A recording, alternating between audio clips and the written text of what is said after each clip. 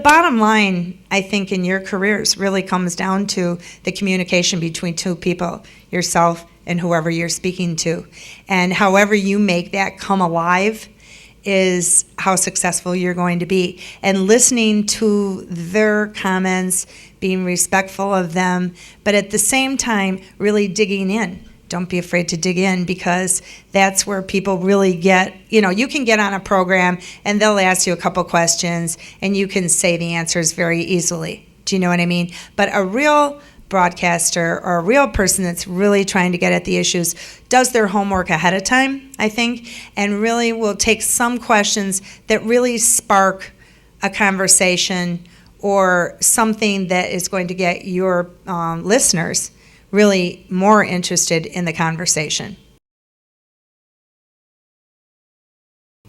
As I was walking around, you have a beautiful facility here, and I can understand why you made the choice to begin your careers here, because it's so cutting edge. The way technology has changed, it's amazing.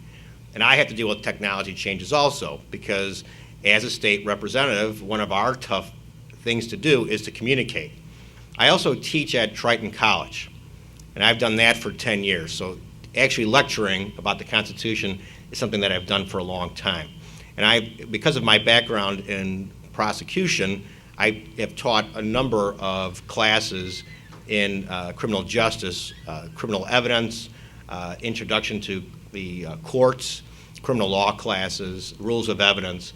And actually I talk about a group of amendments that are very important to police and to prosecutors. But the first one I always talk about is the First Amendment. And my kids, who want to be parole agents and police officers, always want to know, why do they have to learn about the First Amendment? Do you know why the First Amendment is the First Amendment? Because our founders thought that was the most important thing, and the basis for founding our country was freedom of speech, freedom of religion, and freedom of, don't forget about, for me, for freedom of political speech, and what I can talk about and what you can talk back to me about, and your ability to protest, your ability to petition your government. There was a study a few years ago, and I can't remember what the outlet was, that said people knew all the members of the Simpsons cast, but didn't know all the portions of the First Amendment. Did everybody have to take a Constitution test to get through high school? How many had to do that? Oh, so this is going to be really easy. Okay. So what day of the year was the U.S. Constitution signed up? When was it executed? July 4th. Good for you.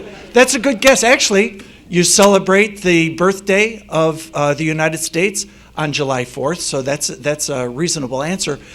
But you think about it, that was the day that they signed the Declaration of Independence. So if you're going to use an analogy of birth, that might be when it was conceived, the beginning of what was going to come. But that was 1776, right? Okay, and what year was the Constitution executed? What? 1787. Outstanding. So think about that. That would have been 11 years later. Okay, 11 years, a revolution later. And what day of the year was it? Oh, good job, good job. Of course, that's why I'm here today. See, that's good common sense. That's good common sense, something that we're terribly lacking in the field that I currently serve. Think about the balance. There are two chambers of the legislature. There's the House, the Congress, and then the Senate. The House elected every 2 years because they're supposed to be very close to us. If you don't like what they're doing, yank them out of office. Bring them on home, but every 2 years you get a shot at it. It's one of the reasons why the current establishment elected officials are so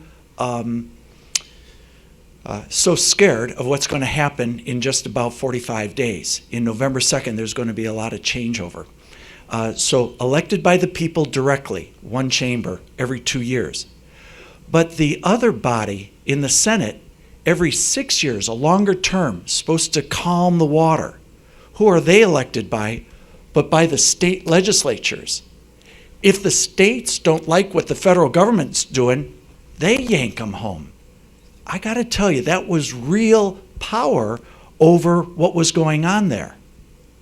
And yet that was changed. That was now put out to all the people. And I like people having a vote, but I don't like power being in the hands of folks, 1,000, 1,200 miles away from me. It's bad enough when it's 150, 175 miles away in Springfield. It's hard enough to control.